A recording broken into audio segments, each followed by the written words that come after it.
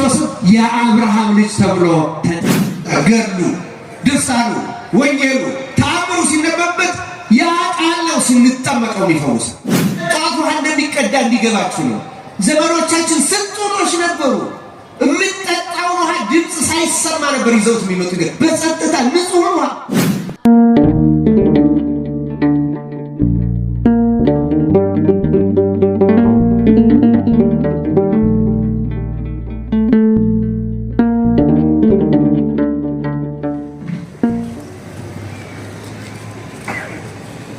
በስመ አብ ወወልድ ወመንፈስ ቅዱስ አሐዱ አምላክ አሜን። ክቡር አባታችን መላከ ፀሐይ አባ ኪዳነ ማርያም ቆሞስ የዚህ ታላቅ ካቴድራል አስተዳዳሪ፣ ክቡር አባታችን መጋቤ ምስጢር ጥዑመ ልሳን የተፈሪ ኬላ ደብረ ስብሐት ቅዱስ ባለወልድ ቤተክርስቲያን አስተዳዳሪ፣ በዚህ ያላችሁ አበው መነኮሳት፣ አበው ካህናት፣ የካህናተ ምስጢር ዲያቆናት፣ መምህራን፣ መዘምራን፣ ምዕመናንና ምዕመናት እንደምን ዋላችሁ? እንደምን አመሻችሁ? አሜን። ልዑለ ባሕሪ እግዚአብሔር አምላካችን ስሙ ለዘላለም የተመሰገነ ይሁን። የእግዚአብሔር ስጦታ ዮሐንስ ወንጌል ምዕራፍ 4 ቁጥር 10 በዚህ ርዕስ ላይ እንማማራለን። እግዚአብሔር አምላካችን ለሁላችን ምስጢሩን ይግለጥልን። ታሪኩን ምንባቡን በኋላ አመጣለሁ። የጎደለውን ታሪክ ቀድሜ በመሙላት ላምጣው። ቅድም ቅዱስ ገብርኤል ከዚህ ከእሳት ከቶርኖ ቤት ያወጣውን ልጅ በቁሙ ለመሄድ ያበቃውን ልጅ አይተናል። ይህን ያደረገ አምላካችን እግዚአብሔር አሁንም በጭንቅና በመከራ ላሉት ሁሉ ይድረስላቸው። ሕይወት ብዙ ውጣ ውረድ የሞላባት ናት። በየቤቱ ብንሰማው ብዙ የሕይወት ታሪክ አለ። አሁን ታሪኳን መነሻ አድርገን የምንማርባት ሴትም ተመሳሳይ ታሪክ የገጠማት ሴት ናት። ይቺ ሴት ደግሞ እንደ ማንኛውም ሰው በዘመኗ እንደነበረው ጌታችን አምላካችን መድኃኒታችን ኢየሱስ ክርስቶስ በተገለጠበት ወራት የነበረች ሴት ናት። በሰማርያ ምድር የነበረች ሴት ናት። ለአቅመ ሔዋን እድሜዋ ለጋብቻ ሲደርስ ጋብቻ መስርታ ትዳር ገብታ ጥሩ ሕይወት ሰው የደረሰበት ማዕረግ ደርሳ ጥሩ ሕይወት መኖር የምትፈልግ ሴት ነበረች እና ወላጆቿ ዳሯት፣ አገባች።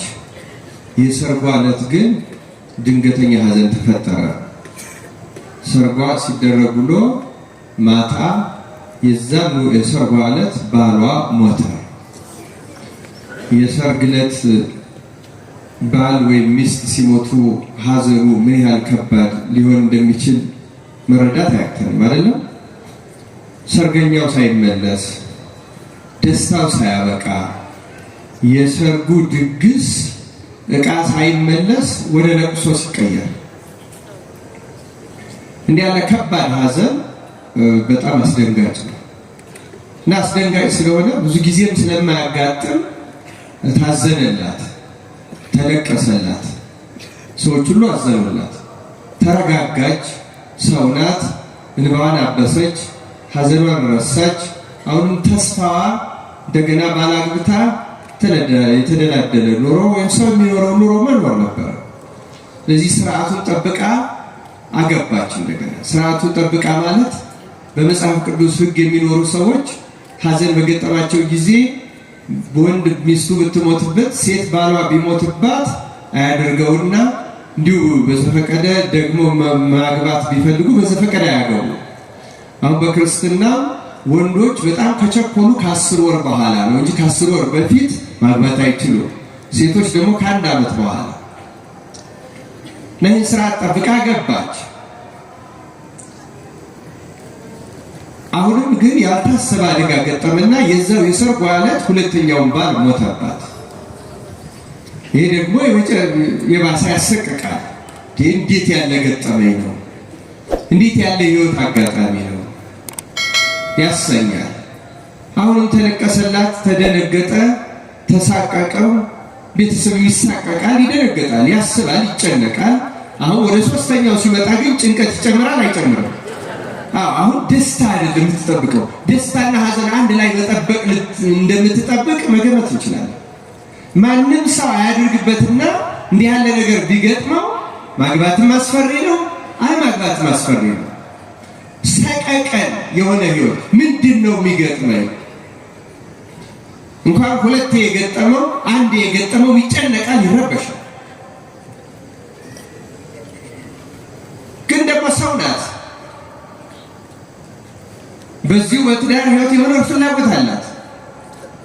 ሰው የደረሰበት የህይወት ዘርፍ ላይ ወይም ደረጃ ላይ መድረስ ትፈልጋለች እና አገባች። ሶስተኛ በጣም የሚያሳዝነው በተመሳሳይ ሁኔታ ሶስተኛው ሞተ። አሁን አንድ መሰረታዊ ችግር እንዳለ መገመት ይቻላል። ናይቺ ሴት በዘመኑ ወደ ነበሩ ጠቢባን ባለመድኃኒቶች ሄደች። ምንድነው ችግሬ? 3 ጊዜ ባገባሁበት ዕለት ባሎቼ የሚሞቱት ለምንድን ነው ብላ ወደ ጠቢባን ሄደች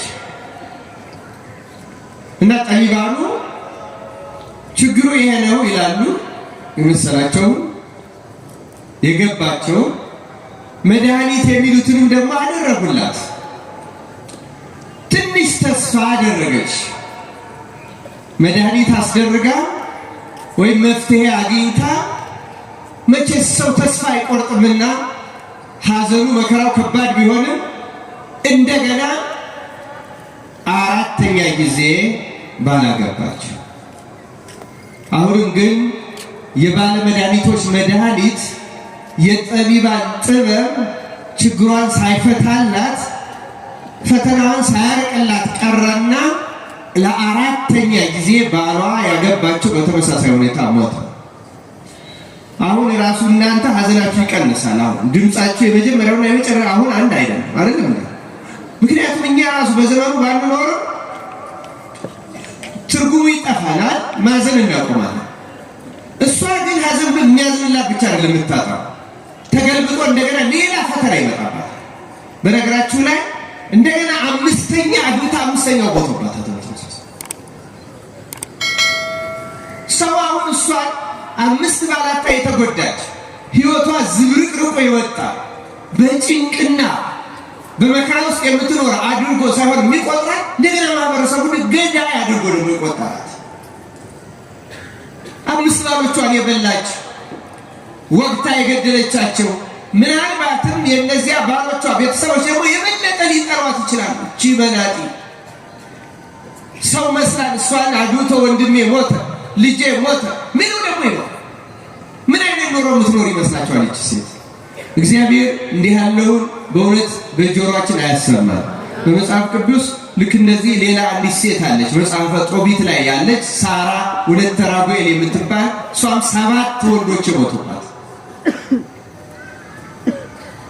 በሀገራችን የምናውቀው የባል ሳይሆን የልጅ ይመስለኛል። ልጆች ሲወልዱ ወዲያው የሚሞቱባቸው ሴቶች ሰምታችሁ አታውቁ? በሀገራችን እንደውም ሾተ ላይ እንደዚህ የሚባል ነገር ስማላችሁ አትሰማ? እግዚአብሔር ክፉን ያርቅ።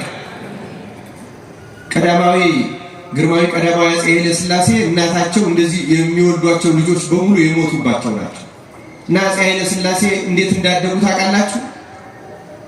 በዚያ ጊዜ ማህበረሰቡ ያምነው የነበረው ከእናቱ አካል ጋር ራሱ ልጁ ከተነካካ እንግዲህ ከሆዷ ነው የሚወጣው፣ ግን ከተነካካ ይሞታል ተብለው አዋላጆች በጥንቃቄ ከማህፀን ሲወጣ ተቀብለው ከእናቱ ጋር ሳይገናኝ አረቀዋቸው ነው ያደጉት።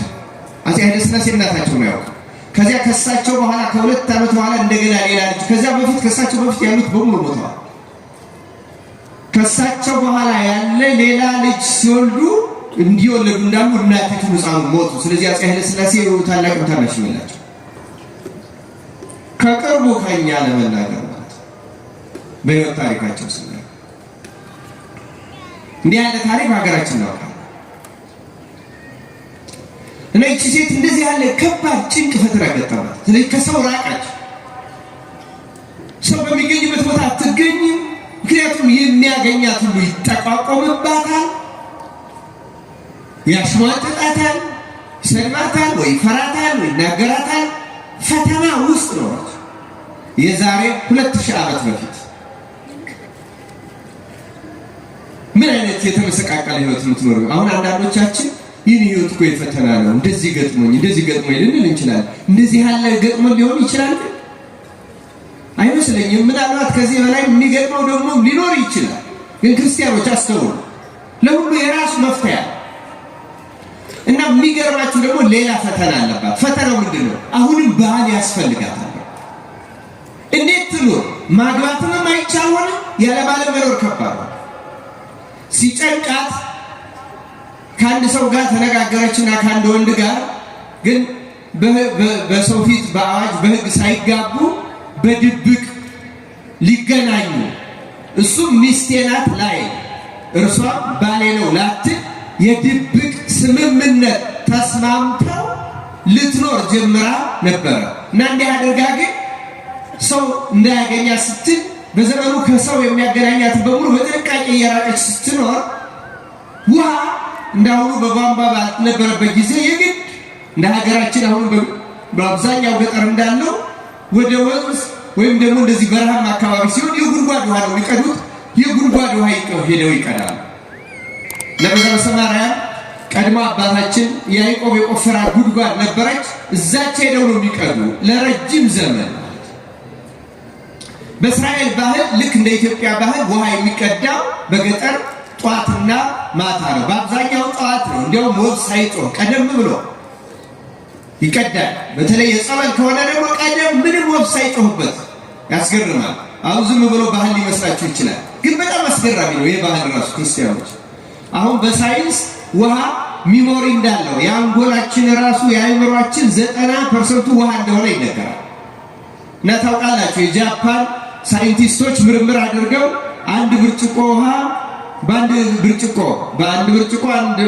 በሁለት ብርጭቆ ውሃ አድርገው በአንዱ ብርጭቆ ውሃ ላይ ክፉ ነገር ተናገሩ። ብዙ ክፉ ነገር ተናገሩ። በአንደኛው ብርጭቆ ደግሞ መልካም ነገር፣ በጣም ቀና ነገር ተናገሩ እና ሁለቱንም ፍሪጅ ውስጥ አስገብተው አረጉት፣ በረዶ አደረጉት እና ክፉ ቃል የተናገሩ ውሃ በረዶ ስንጥቅጥቅጥቅጥቅ ያለ ሲሆን ያኛው መልካም ቃል የተናገሩበት ደግሞ በጣም ምንም እንደዛኛው ያልተሰነጣጠቀ መልካም ቅርጽ ያለው ሆኖ ተገኘ እና ሳይንቲስቶቹ ውሃ ሚሞሪ ያለው አይምሮ አለው ይይዛል። አሁን አስቡት በእኛ ቤተክርስቲያን ይሄን አሁን የሳይንቲስቶችን ትልቅ ነገር ሆኖ አይደለም የምናገረው፣ ግን እዩ በእኛ ምን እንደሚደረግ ጸበል እንደሚሆን ወፍ ሳይጮህ ማለት ድምፅ ሳይሰማ ይይዛል። ውሃ ሚሞሪ ያለው ሰካራም አንዱ በጣም የሚሰክረው እኮ እየለፈለፈ ስለሚጠጣው ታውቃላችሁ አይደል? አሁን ብዙ ሰው የኛ ያው ቅድምም እዚህ ትንሽ ምሳል ጋብዝ ብለው ወስደውኝ በቃ ሙዚቃው ተከፍቶ ድልቅ ያለ አእምሯችን መቼ እንደሚያርፍ እንጃ እግዚአብሔር ይሁን። በእውነት የኛ ሀገር ሰው በጣም ኋላ ቀሮች እንደሆነ ግን ታውቃላችሁ። ሌላውን ቢለን ልንናደድ እንችላለን። እኔም የእናንተ ወገን ነኝ፣ አብሬው በጣም ኋላ ቀሮች ነው ወቆ ስንበላ የምናደርገውን አናውቅ፣ ስንጠጣ ማድረግ ያለብን እናውቅ። የሆቴሉ ስርዓት የለው፣ ጩኸት ብቻ ሆነ። ሌሊት መተኛት አይቻል፣ ቀን ማሰብ አይቻል፣ ጩኸት ረብሻ። እዚህ ምን ሰው እንዴት ሆኖ ሰላም ይኖራል? አለማበዳችን ራሱ ተመስገን ነው። ልምዳችሁት ነው መሰል። እንዲያውም ሰው ሙዚቃ ጩኸት ከሌለ የማይስማማው ሰው ሳይኖር አይቀር። እግዚአብሔር ማስተዋል ያድነን። ከሰው እርጋታ፣ ጸጥታ ጽሙና እኮ በጣም አስፈላጊ። አሁን ያን ገበያው ስለለመድ ነው። ቤተ ክርስቲያኑ ራሱ ሰው ስልኩን ይዞ ነው የሚያወራው። ይገርመኛል። መቅደስ ውስጥ ሳይቀር ሰው ያወራል። ቤተ መቅደስ ውስጥ ሳይቀር ሰው ያወራል። ካህናቱ መሪ ያወራል።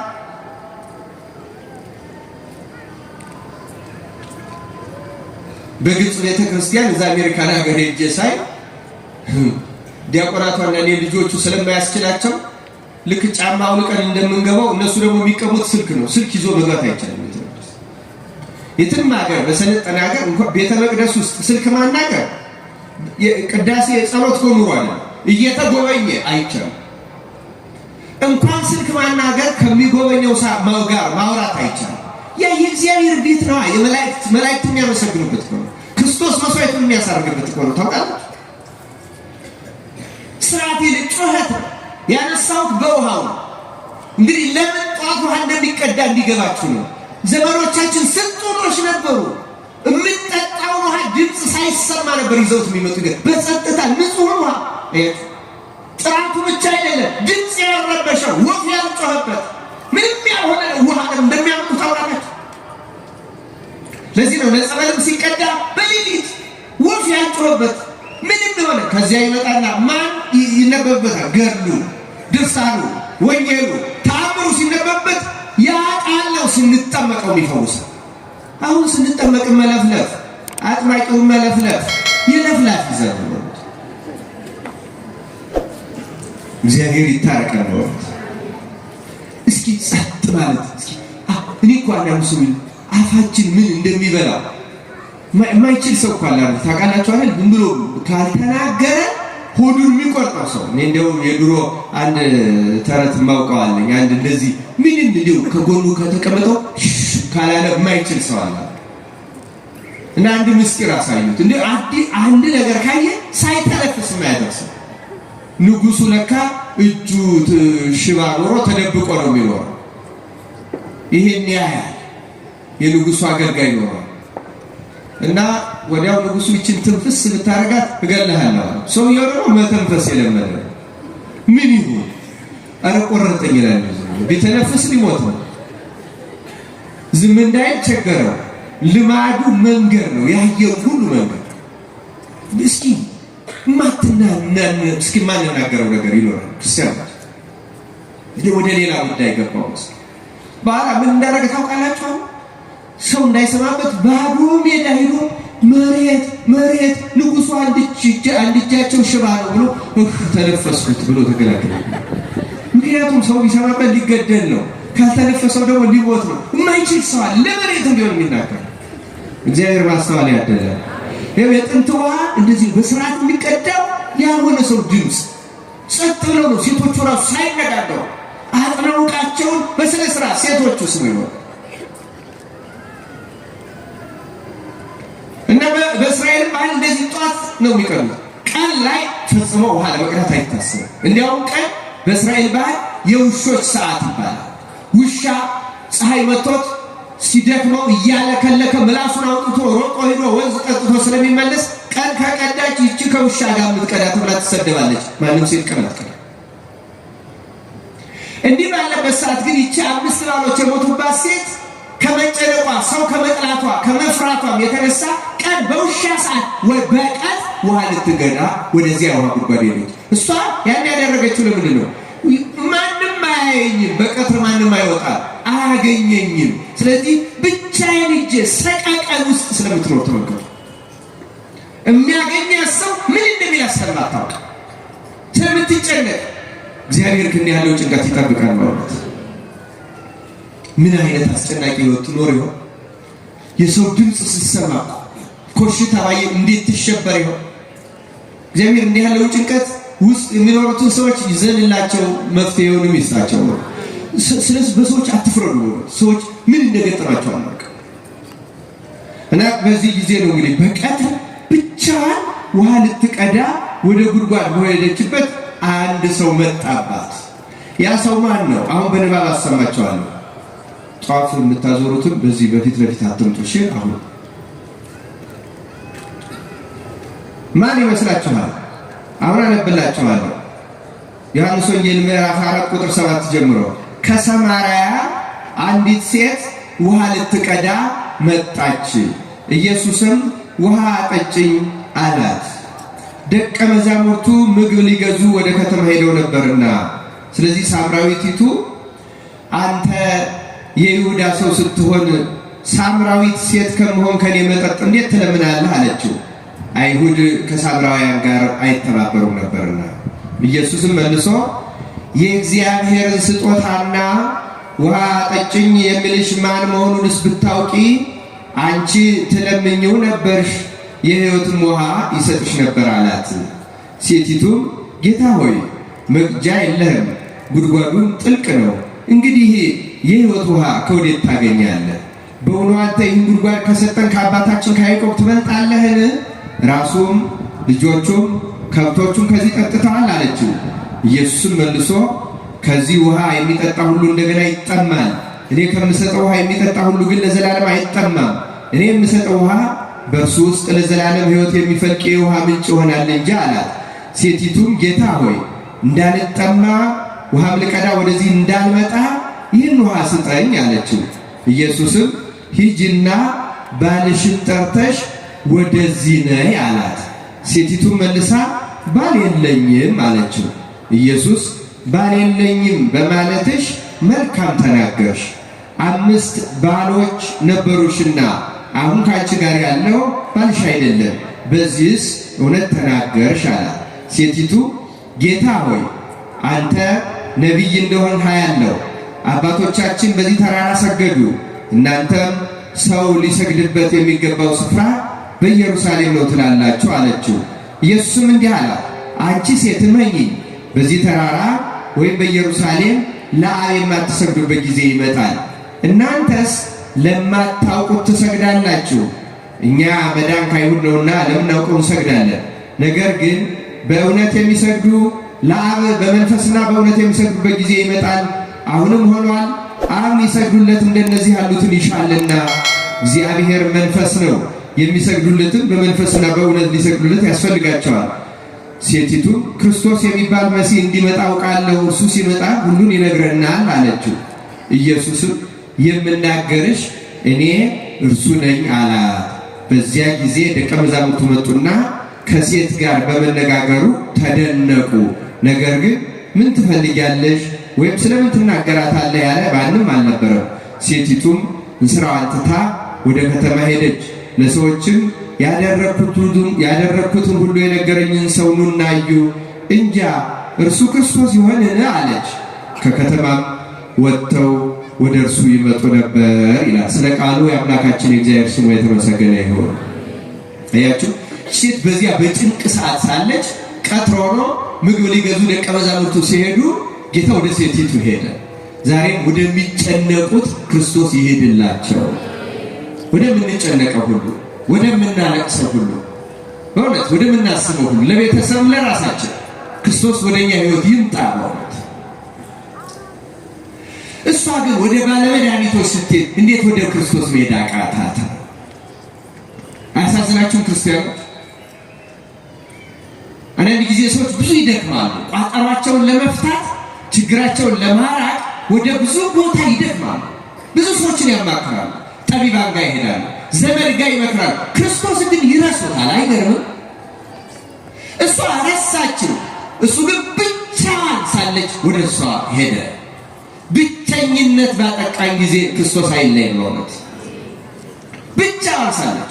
ለዚህ ነው ወንድ ሆኖ ሲመጣ ደግሞ ፈራች። ለምን? ተመልከቱ፣ ማንም ሰው አትፈልግም። ከሰው ደግሞ ወንድ ሲመጣ የበለጠ አስፈሪ ነው ለዚያች ሴት ብቻዋን። ከወንድ ደግሞ አይሁዳዊ። ለምን? እሷ ሳምራዊት ናት። እንደሰማችሁት አንተ አይሁዳዊ ወንድ ስትሆን ሳምራዊት ሴት ከመሆን ከኔ ውሃ ልትጠጣ እንዴት ትጠይቃለህ?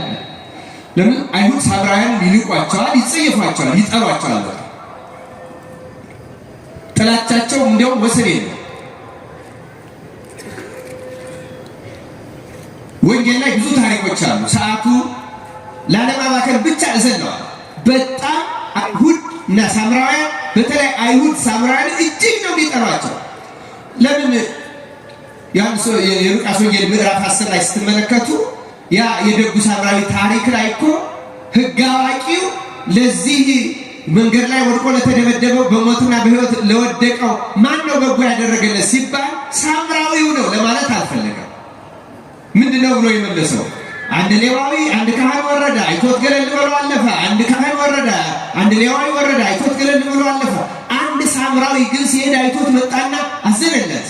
ዘይትና ወይን አድርጎ ቁስሎቹን አሰረለት። በገዛ አህያው ተሸክሞ ወደ እንግዶች ማረፊያ ወሰደው፣ በዚያም ጠበቀው። በማግስቱ 2 ዲናር አውጥቶ ይህን ሰው አድንልኝ ብሎ ለእንግዶች ማደሪያ ሰጠው። ከዚህ በላይ የምትከስረው ቢኖር እኔ ስመለስ እከፍላለሁ ብሎት ሄደ። ከነዚህ ከሶስቱ ለዚህ በመንገድ ላይ ወድቆ በወንበዴዎች ለተደበደበው ሰው ባልንጀራ ማንኛው ይመስልሃል ሲባል አይሁዳዊ ነው ሕግ አዋቂው የመለሰው መልስ ይሄ ቸርነት ምሕረት ያደረገለት ብሎ ነበር የመለሰው። ለምንድን ነው እንደዛ ብሎ የመለሰው? ሳምራዊ የሚለው ቃል ለመጥራት እንኳን ስለተጸየፈ እንደኛ ዘመን ሰው ስሙን ቄስ ይጥራውና ስሟን ቄስ ይጥራውና እንላለን አንል ሌላ ሞቶ ለነፍሰ ገብረ ማርያም እየተባለ ይጥራውና ይሞት ለማለት ነው። አሁንም በእኛ በኢትዮጵያ አማራው ኦሮሞ አማራው ትግሬው ኦሮሞ ትግሬው አማራው ትግሬው ጉራጌው ወላይታው ምኑ ለመጥራት እኮ ተጸይፈናል። እግዚአብሔር በቸርነቱ ሁላችን ይፈውሳል። አይሁድ እንዴት ሳምራውያንን እንደሚጠሯት ሳምራዊ የሚለውን ቃል እስካለ መጥራት ድረስ ይጠሯቸው ነበር። እዚህ ሉቃስ ወንጌል ምዕራፍ 9 ላይ ደግሞ ሌላ ታሪክ አለ። ጌታ ወደ ይሁዳ ወደ ገሊላ ከገሊላ ወደ ይሁዳ ሲወጣ ወደ ሳምራውያን መንደር ደረሱና መሸባቸው። ሊያድር የሚያሳድረኝ ቤት ፈልጋቸው አምጡ ብሎ ሁለቱን ደቀ መዛሙርት ያዕቆብና ዮሐንስን ላካቸው። ያዕቆብና ዮሐንስ ሄደው መምህራችን ክርስቶስ የሚያድርበት እባካችሁ መምህራችን እንግድነት ተቀበሉ ሲላቸው አይሁዳዊ ነው ብለው ክርስቶስን አይሁዳዊ ነው ብለው አንቀበልም። ማንን አልኳችሁ? ማንን አንቀበልም ያለው? ክርስቶስን አይሁዳዊ ነው። ዛሬ እኮ ቢመጣ እንደዛ ነው። አሁን ዛሬ እኮ በኢትዮጵያ ቤተክርስቲያን የተፈጸመው ይሄ አማራ አልቀበለው፣ ትግሬ ነው አልቀበለው፣ ኦሮሞ አልቀበለው ምንለው ካህን አገልጋይ አለ። ቅርባችሁ ነው። እዚህ ሻሸመኔ ያያችሁት ታውቃላችሁ አይደል? ክርስቶስ ከዚህ በሽታ ይፈውሰን፣ ነቅሎ ይጣልልን። ትናንት አስተምሬያለሁ፣ ግን ይኸው በጌታ ላይ ሁሉ ደርሰዋል። ክርስቲያኖች ላስታውሳችሁ፣ ጌታ ይሄ እንደሚደረግበት እምቢ ብለው እንደሚከለክሏቸው ያውቃል አያውቅም? ያውቃል። አስቀድሞ ሁሉ ከሱ የተሰወረ ነው። ያዕቆብና ዮሐንስ ጌታን በዘር ምክንያት አንቀበለው ያሉት ሳምራውያን አናደዋቸው። ወደ ጌታ መጡና ምን አሉ መሰላችሁ? ጌታ ሆይ የዚህ አካባቢ ሰዎች ድሮም ክፉ ናቸው። እኛ እንደምንለው እኮ የዚህ ሀገር ሰው እኮ ክፉ ነው፣ የዚህ ሀገር ሰው እንላለን አለ። ክፉ ናቸው። ኤልያስም ከሰማይ እሳት አውርዶ አስፈልቷቸዋል በአክዓብና ኤልዛቤል ዘመን። ስለዚህ እኛም አሉ ከሰማይ እሳት ወርዶ እንዲበላቸው እንዘዝን አሉት ያዕቆብና ዮሐንስ። ጌታ ተው እናንተ የተዘጋጀላችሁት መንፈስ አታውቁ። ይሄ የክርስትና መመሪያ ነው። ጌታ ለምን ላካቸው ታዲያ? ጌታማ የላካቸው እውነተኛው ዓለም ይነው ወቁት። በዘራችሁ የሚያሳድዳችሁ ምንም ጻድቅ ብትሆኑ እውነተኞች ብትሆኑ እኔን ካልተቀበሉ እናንተን ማለምን አይቀር። ከፈለገ እኮ ጌታ ሁሉን አዋቂ ስለሆነ በጸሎተ ሐሙስ ዕለት ፋሲካውን እበላ ዘንድ አዘጋጁልኝ፣ ማድጋ የተሸከመ ሰው ታገኛላችሁ፣ እሱን ተከተሉት፣ ጠይቁት፣ እሱ ቤት ግቡ አዘጋጁ እንዳላቸው ምልክት ነግሮ በላይ ነበር። አይችልም ነበር? መልሱ ይችላል አይችልም? ለምን አላደረገውም? እንዲያውቁት፣ እንዲማሩ፣ እንዲሰለጥኑ። ዓለም በጥላቻ የተመላ ዛሬም አሁን እዚህ ውስጥ ሆነን እኮ መንጠላው ሰው አለ። በዚህ በኩል አልቀመጥም እገሌ ትታየኛለች የሚል ሰው አለ። በዚያ በኩል አልቆምም እገሌ ይታየኛል የሚል ሰው እግዚአብሔር ከፈውሰን ማለት ነው። አስተውሉ ክርስቲያኖች፣ እና የአይሁድና የሳምራውያን ጥላቻ ነው ያሳያችሁ። የአይሁድም እንደዚህ ሳምራውያንን ይጠላሉ። ሳምራዊ የሚለውን ቃል እስካለመጥራት ሳምራውያንም አይሁድን ጌታ ክርስቶስ እስካለመቀበል ድረስ ይጠሏቸዋል። ስለዚህ ሴቲቱ ምንድናት? ሳምራዊ። ጌታ ምንድነው? እንደነሱ አጠራር አይሁዳዊ። ለዚህ ነው አንተ አይሁዳዊ ወንድ ስትሆን ሳምራዊት ሴት ከመሆን ከኔ መጠጥ እንዴት ትለምናለህ ያለች። ማን መሆኑን ብታውቅ እንድልትል ትችላለች። ለዚህ ነው ጌታ ምን አላት? ውሃ አጠጭሽ የሚልሽ ውሃ አጠጭኝ የሚልሽ ማን መሆኑን ብታውቂ፣ ውሃ አጠጭኝ የሚልሽና የእግዚአብሔርን ስጦታ ብታውቂ አላት ጌታ። ማን መሆኑን ብታውቂ፣ ደግሞ የእግዚአብሔርን ስጦታ ብታውቂ አንቺ የሕይወትን ውሃ ትለምኘው ነበርሽ፣ እንዲህ ብለሽ ልትጠይቂ አትደፍሪም ነበር አለ። አሁንም እሷ ለእሷ ጌታ ማን ነው ብለናቸዋል። አይሁዳዊ ወንድ ነው አይደል? ተከታተሉ። ለሴቲቱ ጌታ ማን ነው? አይሁዳዊ ወንድ ነው። ለስም አጠራሩ ክብር ምስጋና ይግባ። ለሷ በዚያች ቅጽበት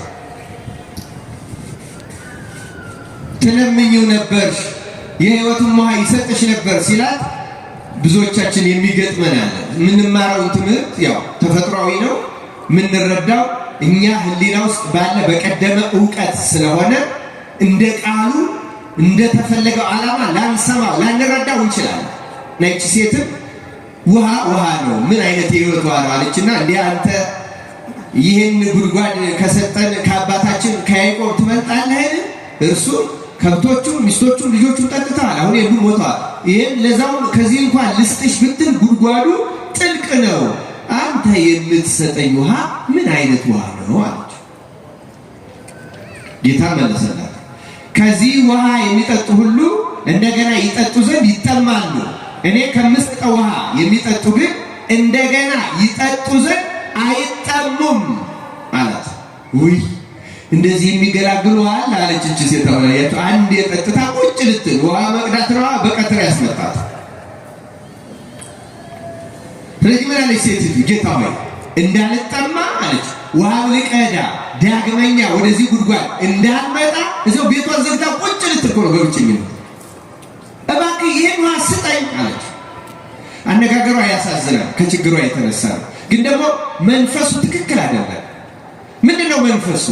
አንዳንድ ጊዜ ችግር ውስጥ ያለን ሰዎች የምንፈልገው መፍትሄ የራሱ ቅጽበታዊና ምትሃታዊ ልክ ማጂክ የመሰለ እንደዚህ አይነት ሰዎች አለ። በነገራችን ላይ የሆነ ገዳም ሄደን የሆነ ነገር ተደርጎ አንድ ጊዜ ዳን ማለት ምን ፈልግ አላችሁ የለም? ማጂክ ነው ይሄ። ሰይጣናት ናቸው በምትሃት የሚያታልሉት። እና ሰው ተመልከቱ፣ አማኝ እንኳን ሆኖ የምትሃትና የጥንቆላ መንፈስ በውስጡ ሊኖር ይችላል። እባክህ አንዴ ጠጥቼው ልገላገል፣ ይህን ውሃ ስጠኝ።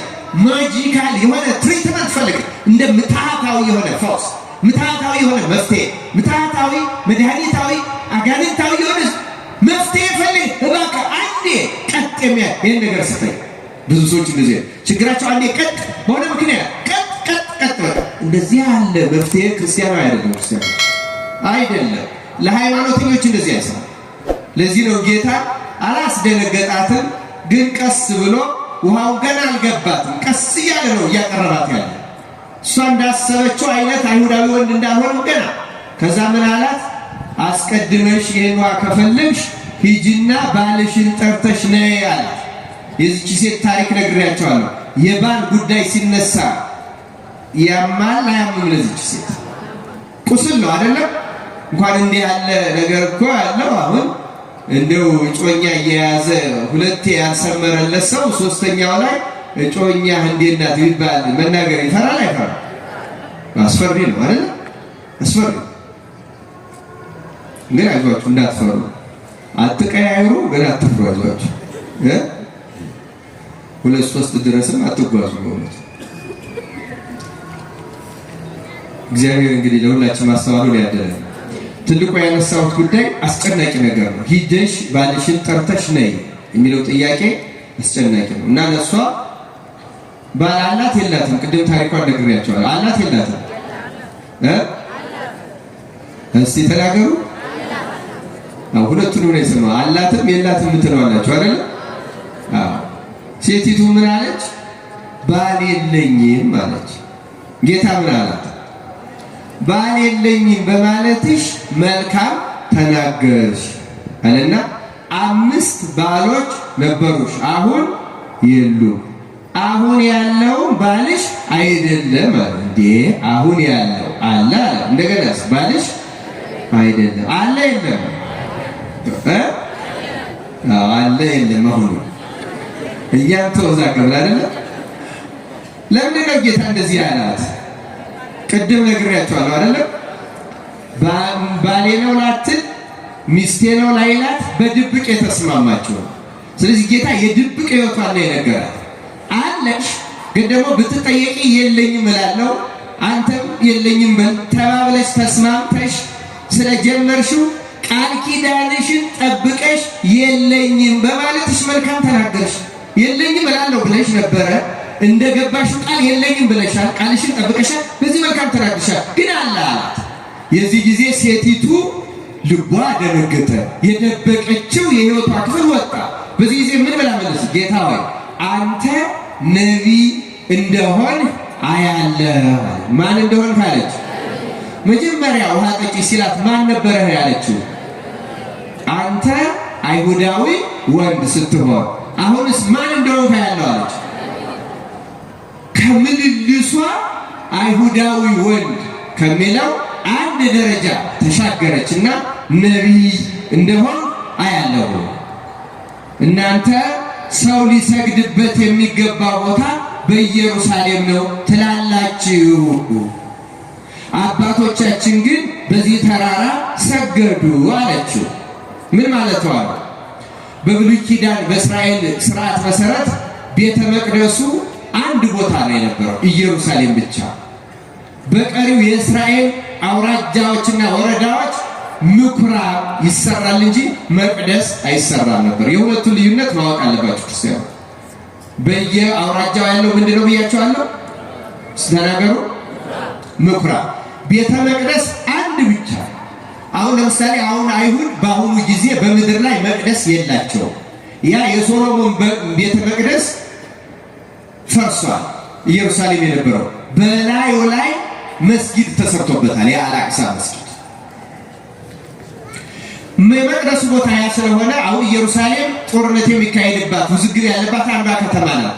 አይሁድ ያንን አፍርሰው መቅደሳቸውን እዚያ ቦታ ላይ ነው ማነጽ የሚፈልግ። ሌላ ቦታ መቅደስ መስራት አይችሉም፣ የተከለከሉ ናቸው።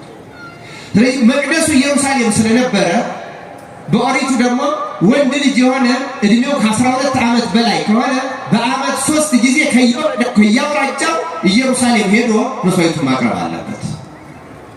ይህ ስራ ስለነበራቸው ነው ሴቲቱ ምን አለች? ሰው ሊሰግድበት የሚገባው ቦታ በኢየሩሳሌም ነው ትላላችሁ፣ መቅደሱ እዛ ነው ትላላችሁ። አባቶቻችንና አብርሃምና ይስሐቅና ያዕቆብ ግን እዚህ ተራራይትን ለእግዚአብሔር ሰገዱ። ዛሬም ደግሞ አንተን የመሰለ ሰው ተገኘበት፣ አንተ የእግዚአብሔር ነቢይ እንደው አያለው አለችውና እውቀቷ፣ ግምቷ፣ እምነቷ አይሁዳዊ ወንድ ከሚለው ነቢይ ወደሚለው ከፍ አደረገች። ከዚያ ጌታ ተናገራት፣ መለሰላት። እውነት እልሻለሁ እንግዲህ ይህን በተናገረችው ጊዜ እናንተስ ለማታውቁት ትሰግዳላችሁ፣ እኛ መዳን ከአይሁድ ነውና ለምናውቀው እንሰግዳለን። ነገር ግን በእውነት የሚሰግዱ ለአብ በመንፈስና በእውነት የሚሰግዱበት ጊዜ ይመጣል፣ አሁንም ሆኗል። አብ ሊሰግዱለት እንደነዚህ ያሉትን ይሻልና፣ እግዚአብሔር መንፈስ ነው፣ የሚሰግዱለትም በመንፈስና በእውነት ሊሰግዱለት ያስፈልጋቸዋል አላት። ተመልከቱ ክርስቲያኑ አስተውሉ። እግዚአብሔር አይምሯችንን በእውነት ይክፈትልን። ምንድነው ጌታ ያለ? መቅደሱ በኢየሩሳሌም ነው በዚያ ነው ትላላችሁ ስትለው አሁን ያ ይቀራል አላት። አሁን እግዚአብሔር መንፈስ ነው፣ በመንፈስና በእውነት በየትም ቦታ የሚሰገድበት የሐዲስ ኪዳን ቤተክርስቲያን በዓለም የምትሰራበት ጊዜ ይመጣል። ያ እየሆነ ነው፣ አሁን ያ እየቀረ ነው ብሎ ሐዲስ ኪዳን ይሰበከላል። ይህን ሲላት ምን አለችው ሴቲቱ? ደግሞ አስገራሚ መልስ። ሴቲቱ ክርስቶስ የሚባል መሲህ እንዲመጣ አውቃለሁ፣ እርሱ ሲመጣ ይህን የምትለው ወደፊት የሚተካው አዲሱ ነገር እሱ ይነግረናል አለች። ጌታ የምናገርሽ እኔ እርሱ ነኝ፣ እኔ መሲሁ ነኝ፣ እኔ ክርስቶስ ነኝ አላት። በዚህ ጊዜ አመነች። በአመነች ጊዜ ከሰው የለያት ብቻዋን በቀትር ወደ ውሃ የላካት 5 ባሎቿን የገደለባት ከሷ ተጣብቆ የነበረ ረቂቅ መንፈስ አስማንዲዮስ የተባለ ጋኔን ለቆ ወጣ። ለስሙ አጠራሩ ክብር ምስጋና ይግባው።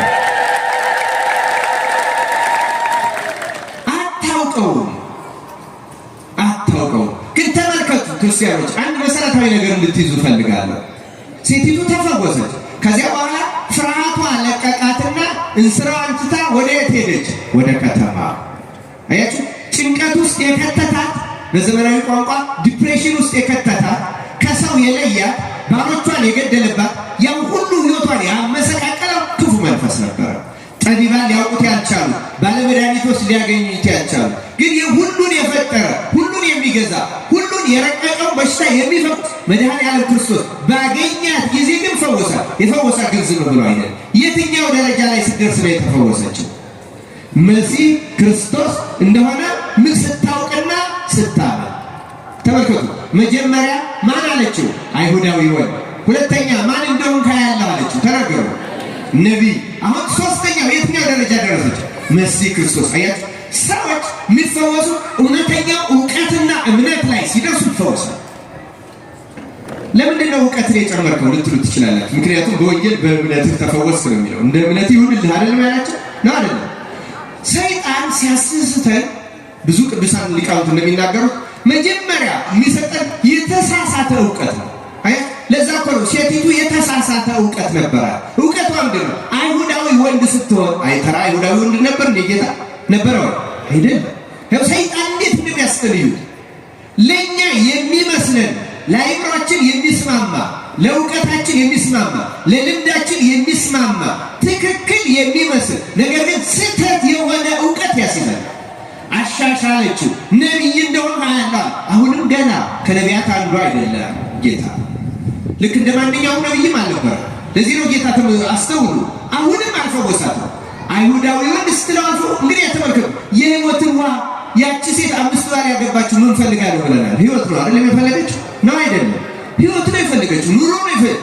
ሕይወትን ተቀምጣለች። ሕይወትን መርካት ግን አልቻለች። እና የመሰላት የሆነ ውሃ ጥጥት ታርጋ ዳን የምትል ነበር የመሰላት። እንደዚያ አይደለም ክርስቲያኖች፣ እንደዛ አይደለም። ፈውስ እውነተኛው እንደሱ ነው።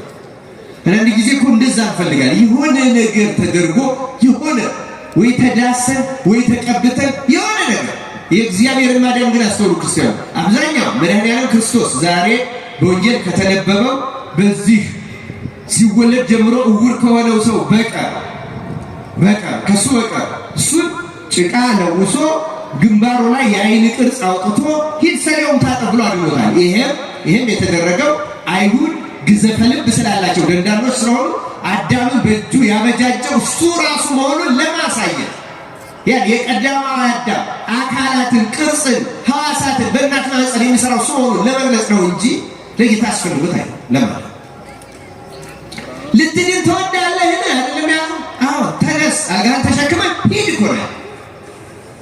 እዩ ክርስቲያኑ ምንም ነገር አያስፈልገው። የሚያስፈልጋቸው አንድ ነገር አለ። መሰረታዊ ነገር እምነት ላይ የተስተካከለ እውቀት። ስለዚህ ክርስቲያኑ ይሄ ምትሃታዊ የሆነ ገዳም ስለሄዳችሁ ብቻ የምትድኑ አይመስላል። ራሱ ክርስቶስን አግኝታችሁ እውቀታችሁ እስኪስተካከል ድረስ አትድኑ። እንኳን ባህታዊ፣ እንኳን አባት፣ እንኳን የዘጋባት፣ እንኳን ሌላ ራሱ ክርስቶስን ብታገኘው እንደዚህ እቺ ሴት እውቀትህን እምነትህን እስኪስተካከል ድረስ አድንም። ይሄ ነው ክርስቲያን መስተካከል አለበት። እምነታችን ከስተካከለማ ክርስቶስ ከኛ ጋር ነው።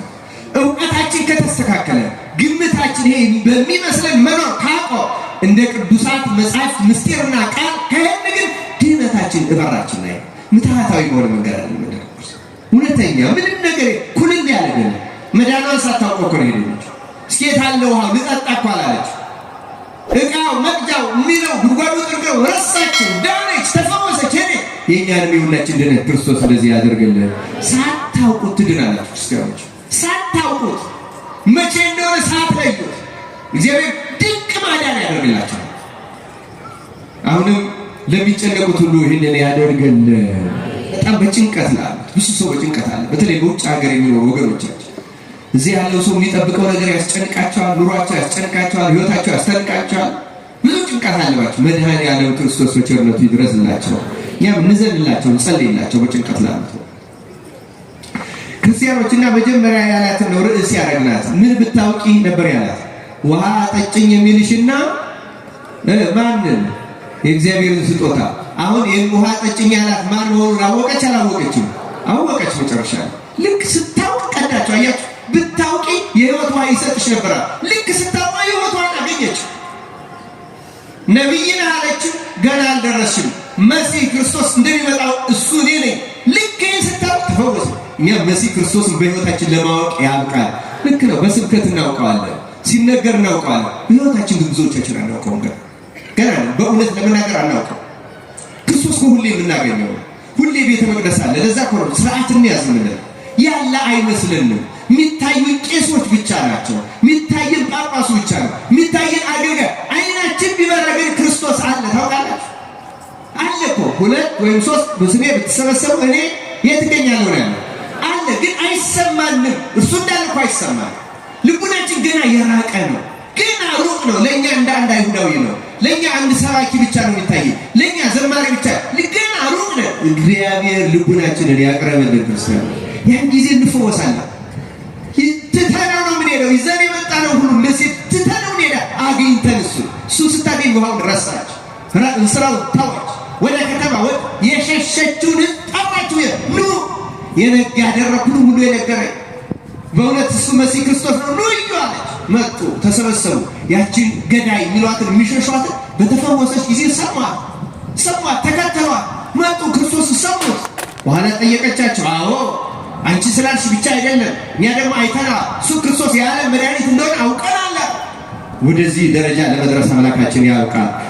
እሱን አወቀች። ሁለተኛው የእግዚአብሔርን ስጦታ ይችላ ጉዳይ ትንሽ ነገር ነው የምናገረው። ጠዋትም ስለ መስጠት አስተምሬያለሁ ለነበራችሁ።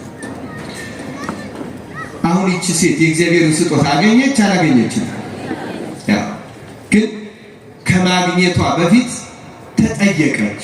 ምን የሚል ነበር የተጠየቀችው? መልሱልኝ። ምን ብሎ ነው ጌታ ይጠይቃት? ተናገሩ ወንዶች፣ እስኪ ተናገሩ። ምን ብሎ ነው ይጠይቃት? ውሃ አጠጪኝ። እና ውሃ ጠጣ እንደ ጌታ እንኳን እሱ ሊጠጣ እሷም አልቀዳች ማለት ነው። ስለዚህ ጌታ የተጠማ ውሃ ማን እንደነበር ታውቃላችሁ? የእርሷ መዳን። ጌታ እኮ የእኛን መዳን ይጠማዋል። የእኛን መዳን ውሃ ጠጪ ብሎ የሚጠይቅሽ ማን መሆኑን ብታውቂ እንዳለ አንዱ የተጠማ የእሷን ማወቅ። ማንን ማወቅ? መሲሁን ማወቅ፣ ክርስቶስን ማወቅ፣ እውነትን ማወቅ፣ ቤተ ክርስቲያንን ማወቅ፣ የድነት ምስጢርን ማወቅ። ይህም ክርስቶስ ይጠማል። አሁን ክርስቶስ በእኛ መካከል ሁሌ ጽሙ ነው፣ የተጠማ ነው። እንሰማለን፣ አናውቅም። እውነትና ሐሰት መለየት አንችልም። አንድ ተራ ጨራሪ ባህታዊ ማምታቶ ሊወስድን ይችላል። አንድ ፓስተር ሊያታልለን ይችላል። አንድ ጠንቋይ ያማልለን ይችላል። የሆነ ፖለቲካ ፓርቲ ጠርፎ ሊወስድን ይችላል። ዘረኝነት አሸክሞ ሊነዳን ይችላል። ክርስቶስን ለማወቂያ ቃል በሕይወታችን ክርስቶስ ይጠማል። የኢትዮጵያ ሕዝብ ክርስቶስን አውቆ አንተ አይሁዳዊ፣ አንተ ሳምራዊ፣ አንተ ኦሮሞ፣ አንተ ትግሬ፣ አንተ አማራ፣ አንተ ጉራጌ፣ አንተ ሲዳማ፣ አንተ ወላይታ፣ አንተ ምናምን ከሚለው ወጥተን ሰው ወደሚለው ክርስቲያን ወደሚለው ወገን ወደሚለው እንድንመጣ ይጠማል ክርስቶስ። ዛሬ ይጠማል ክርስቶስ። ያዝናል ስንከራተት፣ ስንበላላ፣ ስንገዳደል፣ ስንጠላላ ይጠማል ክርስቶስ። በእውነት የእሱን ጥም ለማርካት ያብቃል። ተስተካክለን ለሴቲቱ ተፈውሰን ምንጠላው ጋር ተቀላቅለን የሸሸችውን ሕዝብ እንደጠራችው የሸሸሸው ነው ና አብረኸኝ ኑር ለማለት ያብቃል።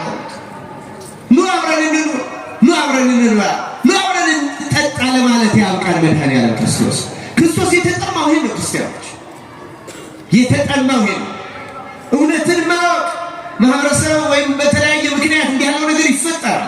ምን ሰማው እውነት የሆነ የጥፋት ታሪክ እኮ አለ። ይሄን ልናስወግደው እኮ አንችልም። ግን ያን ተሻግሮ መሄድ ያንን ሰዎች በስህተት የፈጠሩትን ታሪክም ቢሆን እሱን ይዘን ከመጠላላት አልፎ ወደ እውነት መድረስ ክርስቶስ ወደሚፈልጋት የነፍስ ብቃት፣ የቅድስና ደረጃ፣ የወንድምነት ደረጃ እንድንደርስ በእውነት አምላካችን እግዚአብሔር ይርዳል። ይጠማል። ይሄ ነው የእግዚአብሔርን ስጦታ። ተመልከቱ ክርስቲያን፣ ይህን ስታውቁ፣ እውነትን ስታውቁ፣ ቤተክርስቲያንን ስታውቁ፣ ስርዓቷን ስታውቁ፣ ፍቅር ሲገባ ክርስቶስ መሲህ ምን እንደሆነ ክርስቶስ ማለት አይደል፣ ስለ ዘመርን አይደል፣ ስላስቀደስን አይደል፣ እውነት ሲገባ ነው። እውነት ሲገባ ያን ጊዜ እንፈወሳለን ክርስቲያኖች። እና ጠጭኝ ያላት ሊጠጣ አይደለም፣ ሊያጠጣት፣ ሊያረካት፣ ሊፈውሳት፣ ወደ እውነት ሊያደርሳት፣ ካደረባት መንፈስ ሊገላግላት፣ ትዳሯን ቤቷን ሊያስተካክልላት፣ ዛሬ የእኛን የሁላችን ያስተካክልልን። ክርስቲያኖች የእግዚአብሔር ስጦታ ድንቅ ስጦታ ነው። እግዚአብሔር ስጦታ የህይወት ስጦታ ነው። ለዚያ ነው የህይወትን ውሃ ምን ያደርግሽ ነበር ነው ያላት? መልሱልኝ። ይሰጥሽ ነበር። ክርስቶስ እኮ ህይወታችን ሊያስተካክለው ይፈልጋል። ክርስቲያኖች የህይወት ስጦታ ሊሰጥን ይፈልጋል። የህይወት ስጦታ የገንዘብ አይደለም። ውሃ ነው የጠየቃት፣ ግን የህይወት ውሃ ሊሰጠን ይፈልጋል። አሁን ዛሬ ለዚህ ቤተክርስቲያን ለህንፃው ተጠይቀናል። አሁን ብዙ ተፈሪኬላ የሚጠይቀን እኮ ደግሞ ቤተ መቅደሱ ራሱ የኢየሱስ ክርስቶስ ነው። ባለወልድ በተለምዶ ባለወልድ እንለዋለን። ኢየሱስ ነው። ማን ነው? ተናገሩ እስኪ። ማን ነው? በ29 የሚከበረው ማን ነው? ኢየሱስ ነው። እሱ ነው የሚጠይቀን። ሴቲቱን ውሃ ጠጭኝ እንዳላ ዛሬ ደግሞ መቅደሴን ስሩ። የትኛውን መቅደስ ያስተካክልልን ይሆን? የህይወታችን መቅደስ ቢስተካከል ትወዳላችሁ አትወዱ? በእውነት የምትችሉትን የሰጣችሁን ሁሉ እግዚአብሔር ህይወታችሁን ስራችሁን ይባርከው። ክርስቶስ የእኛን ህይወት ለማስተካከል ነው የሚጠይቀን። ገንዘብ እንድትሰጡ በስብከት አማልዬ ለማምጣት የምናገራቸው አይመስላችሁ። እንደ እምነታችን ነው የሚደረግልን። ጌታ እንዳለው እንደ እምነትህ ምን ይሁንልሽ፣ እንደ እምነትሽ ይሁንልሽ። እንደ ማታለል የሚቆጥረው ተታሎ ነው የሚሄደው። በእውነት ነው የምነግራችሁ። እንደ ድህነት የሚወስደው ግን ድኖ ነው የሚሄደው። መቅደስ ሰውነቱን አሰርቶ ይሄዳል። በዚያ ህንፃ በዚያ ድንጋይ እግዚአብሔር ምን ይከብራል? እኛ እንከብራለን እንጂ ለእግዚአብሔር ምን ነው? ድንቁ ብርቁ ነው። ክርስቲያኖች ዛሬ ልክ እንደዚህ ሴት ውሃ ካላት ከዛ ከጉድጓዱ እኮ ነው እግዚአብሔር ከፈጠረው ውሃ ነው የጠየቃት። ራሱ ፈጣሪው ነው የጠየቃት። አልጠጣም ውሃ ይመስለናል። ዛሬም የጠየቀን ከፈጠረው ከሰራው ከሰጠን ላይ ነው የጠየቀን። መቅደሱ እየተሰራ ነው። ስጦታ እግዚአብሔር የህይወት ስጦታ ይሰጠናል። አንድ ታሪክ መጨመር ፈልጌ ነበር፣ ጊዜ የለን መሽቷል ይመስለኛል። በአቋማው ይሻላል አይደለም?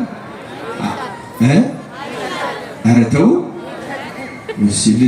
አንድ ስለ ስጦታ ትንሽ አንድ ታሪክ በዚህ በተለምዶ አሁን ገና እየቀረበ ነው። የዚህ ምንድን ነው የሚባለው የገና ስጦታ የሚሰጠው በዚህ ቀይ ለብሶ በቴሌቪዥን የምናየው ማን ነው የሚባለው? ይዛችሁታል። በእንግሊዝኛ ማን ነው የሚባለው? ማን? ሳንታ ክላውዝ ምናምን የእንግሊዝኛ አነባበብ ነው ማለት ነው። ሳንታ ክሎዝ እንደዚህ ይባላል አይደል? ስሙ በእኛ በስንክሳራችን የተጻፈ ነው። በነገራችን ላይ ጀርመኖች ናቸው ወደዚህ አሁን ወደ ገና ስጦታ መንገድ እኛ ሀገር ሲተረጉሙ የገና አባት አሉት። የገና አባት የሚባል የለም ነው፣ የተሳሳተ አጠራር።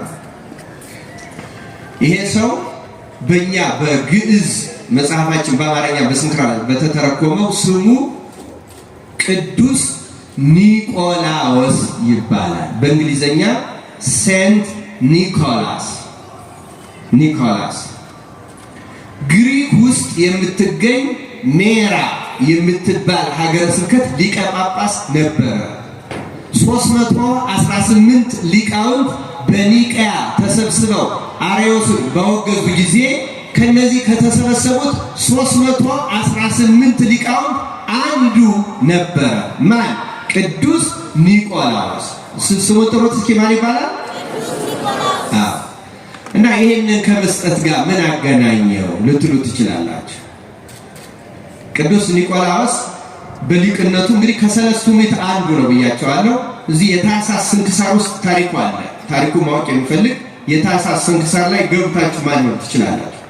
እና አባ ኒቆላዎስ በዚያ እሱ በሚያስተዳድራት ሀገረ ስብከት አንድ ሰው 4 ሴቶች ልጆች ወልዶ ግን ደግሞ በዚያ ዘመን ልክ እንደ ኢትዮጵያ እንደገጠሩ ባህል ልጅ ሲዳር የወንድ ቤተሰብም ማጫ ይባላል። በሰሜኑ የባደኩበት አካባቢ የወንድ ቤተሰብም ያዋጣል፣ የሴት ቤተሰብ የሚያዋጣና አጋብተዋቸው ጎጆ ያወጣቸው እና ይሄ ሰው ድሃ ሆነና ሴት ልጆቹን የሚያገባለት አጣ።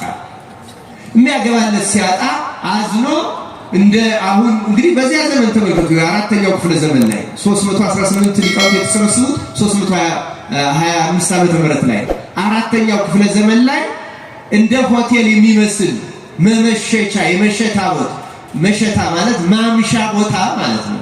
ምሽት የሚመሽበት ምሽት የት ይባላል መሰለኝ ማለት እንደዚያ ከፍቶ ሴቶች ልጆቹን ክርስቲያኖች የነበሩትን ሴተኛ አዳሪ ያደረጋቸው ቢጨንቀው። ለዚህ የተጨነቀው ሊቀ ጳጳስ ጭንቀቱ አንድ አገልጋይ እስከምን ድረስ እንደሚጨነቅ ገንዘብ ቢያጣ አይደለም ይሄን ያደረጋልና ይህ አባት ሌሊት ተደብቆ ሄዶ ከዚህ ድሃ ሰው በሩ ላይ 100 ወቄት ወርቅ ቁጭ አድርጎለት ተመለሰ። ጧት በሩን ከፍቶ ሲወጣ 100 ወቄት ወርቅ አለ። ይሄማ የእግዚአብሔር ስጦታ ነው። ርዕሳችን የማን ስጦታ ነው? የእግዚአብሔር ስጦታ ነው አለና እሱን ወስዶ ይሄ 100 ወቄት ወርቅ አለ ብሎ ማጫ ሰጥቶ የመጀመሪያ ልጁን ዳራት። አባ ኒቆላዎስ ደስ አለ። እንደዚህ ሰው ችግሩ ሲፈታ ደስ ይላል አይደል? የድሮ ክርስቲያኖች እስከምን ድረስ እንደሚያስቡ ታውቃላችሁ? ላልተዳሩ ልጆች ይጨነቃሉ። መዳር ላቃተ ወላጅ ይጨነቃሉ። እንኳን ለቤተ መቅደስ አለ። ከዛ ያችን ከዳረ በኋላ እንደገና አባ ኒቆላዎስ ሌላ 100 ወቄት ወርቅ ወሰደና ደጃፉ ላይ ቁጭ አድርጎ ለጠፋ። በሌሊት ነው የሚያደርገው ሊቀ ጳጳሱ። ምን ብሎ እንዲያስብ ጳጳሱ ሰጠኝ እንዳይ ማን ሰጠኝ እንዴ? ማን ሰጠኝ እንዴ? ሰዎች ሲሰጡ ራሱ እግዚአብሔር ሰጠን እንዲሉ ይፈልጋሉ። ግን አሁን ሁለተኛ ልጁ እንዳለ እግዚአብሔር ሰጠኝ አለና መሰከረ። ሶስተኛ ማደረገ ሶስተኛው አንዳር አሁን ይሄ ሰውዬ ይሄማ አንድ ሰው ሊያደርገው ይችላል እግዚአብሔር የላከው ሰው አለና ሌሊት ነቅቶ መጠበቅ ጀመረ። ለአራተኛው ሳይጥልልኝ አይቀርም ብሎ እውነት ሲጠብቅ አምጥቶ ዱብ ሲያደርግ በሩን ከፈተና ማነሲል ጳጳሱ አባታችን አለና ሰገደ። እግዚአብሔርን አመሰገነ። አሁን ይሄ በዓለም ላይ ተገለጠና ተመዘገበ። በዚህ ምክንያት አሁን ይሄ እነሱ ሳንታ ክሎስ የሚሉት በላቲን ሲወስዱት ነው ሳንታ ክሎስ ያሉት እንጂ ኒኮላስ ከሚለው ስሙ ነው የተወሰደ። ሰዎች ተመልከቱ፣ ባህል እንኳን የሆነው እኮ መስጠት እንዲለምዱ ሲሆን ተደብቀው እንዲሰጡ ተመልከቱ። ሲሆን ተደብቀው እንኳን ለቤተ መቅደስ ለማያውቁት ሰው ለተቸገረ ሰው ሊሰጡ ይገርማቸው። ለምን እግዚአብሔር ነው ያን የሚሰጠው። እግዚአብሔር አሁን ምን ሰጠው ነው ያሳጣ። ክርስቶስ የሚጠይቀን ትንሽ ነገር ነው። ልንገራችሁ፣ በጣም ትንሽ ነገር ነው በህይወታችን የሚጠይቀን። ለዛሬው ጉባኤ ለዛሬው ጉዳይ ብቻ አይደለም፣ በህይወታችን እንራራ። የሆነች ጥያቄ ስንሰማ ልቡናችን ድንግጥ ይበል። ለመደንገጥ ያልቃል። ያዋሳ ሰው ምስጉን ነው አውቃለሁ። ይሄ በእውነቱ እንዴው ትመሰገናላችሁ፣ በብዙ ትመሰገናላችሁ ስትሰማ። እኔም አውቃቸዋለሁ በአንድ ነገር። እግዚአብሔር አሁንም የምትሰጡት አያሳጣችሁ። ግን ክርስቲያኖች አሁንም ማድረግ አለብን። መሰልቸት የለም፣ መተሰቃቀም የለም። ምክንያቱም ክርስቶስ የሚሰጠን ህይወት ነው። የህይወት ውሃ ይሰጥሽ ነበር። እንደ አብርሃም አሁን ከባድ ጥያቄ የተጠየቀ አብርሃም ምን አለው? እግዚአብሔር አንድ ልጅ ይስሐቅን አርደህ መስዋዕት አድርገህ አቅርብልኝ። ይገርማል በጣም። አሁን ልጅ ስጡ ምንባል ምንድን ነው? ለዛውም አርዳችሁ እኮ ነው። ለቤተ መቅደስ ስጡ ካለ በጣም ከባድ ጥያቄ ነው። በጣም ከባድ። አብርሃም ገንዘብ ስጥ አይሉትም። ምክንያቱም 4 ማዕዘን መንገድ ላይ ድንኳን ሰርቶ ማያውቀው ሰው የሚያስተናግድ ነው። ስለዚህ እግዚአብሔር የአብርሃምን የመስጠት ጥግ ለማሳየት በእውነቱ ልጅህን አብርሃም ልጁን እንደሚሰጠው ቀድሞ እግዚአብሔር ያውቃል አያውቅም? ታዲያ ለምን ጠየቀው? ይመስላችኋል? የጠየቀው አብርሃምን ለማወቅ ይጨክን እንደሆነ ይሰጥ እንደሆነ ወይም አይሰጥ እንደሆነ ለማወቅ አይደል? እግዚአብሔር ለማወቅ አይጠይቅም። ነገር እግዚአብሔር የሚጠይቀው ለመስጠት ነው። ለምንድን ነው መልሱ? እግዚአብሔር የሚጠይቀው ለምንድን ነው? ታዲያ ለአብርሃም ምን ሰጠው? አብርሃም ሟች የባህሪ ልጁን ለእግዚአብሔር ሳይሰስት ቢሰጠው፣ እግዚአብሔር ደግሞ ሞት ለባህሪው የማይስማማው የባህሪ ልጁን ወልድን አካላዊ ቃል ለአብርሃም ልጁ አድርጎ ሰጠው። ክርስቶስም የአብርሃም ልጅ ተብሎ ተጠራ። ለስም አጠራሩ ክብር ምስጋና ይግባው። እዩ ክርስቲያኖች፣ አብርሃም የይስሐቅ አባት ከመባል የክርስቶስ አባት አብርሃም አባት ይለዋል። ወንጌል ሲጀምር የሚጀምረው በአብርሃም ስም። የማቴዎስ ወንጌል ምዕራፍ 1 የሐዲስ ኪዳን የመጀመሪያው ቁጥር የማቴዎስ ወንጌል ምዕራፍ 1 ቁጥር 1 ልክ ዘፍጥረት እግዚአብሔር በመጀመሪያ ሰማይና ምድርን ፈጠረ በሚለው ብሉይ ኪዳን እንደሚጀምረው ሐዲስ ኪዳን ደግሞ የአብርሃም ልጅ የዳዊት ልጅ የኢየሱስ ክርስቶስ ትውልድ መጽሐፍ ይላል ማቴዎስ 1 ቁጥር 1። ወንጌል የተጀመረችው በአብርሃምና በዳዊት ስም ነው። ለምን? ዳዊት የተጠራበት አለው። ዛሬ ያለ ነገር አብርሃም በመስጠቱ ልጁን ሳይሰስት ቢሰጥ እግዚአብሔር የባህሪ ልጁን ልጅ አድርጎ ሰጠ። ይኸው ስጡ የሚለው ክርስቶስ የሚጠይቀው ለመስጠት ነው። ሲሰጥ ደግሞ ማያልቅ የዘላለም ስጦታ ነው የሚሰጠው። ትንሽ ሰጥተን እንድንቀበል፣ ምድራዊ ሰጥተን ሰማያዊ እንድንቀበል፣ የምንችለውን አድርገን የማንችለውን እንደዚች ሴት በሽታችን ሁሉ እንዲርቅልን፣ ጭንቀታችን እንዲወገድልን፣ ሕይወታችን እንዲስተካከልልን፣ የሕይወትን ውሃ እንድንቀዳ አምላካችን ክርስቶስ ስጦታችን ይቀበልልን። ይቆያል። ስብሐት ለእግዚአብሔር።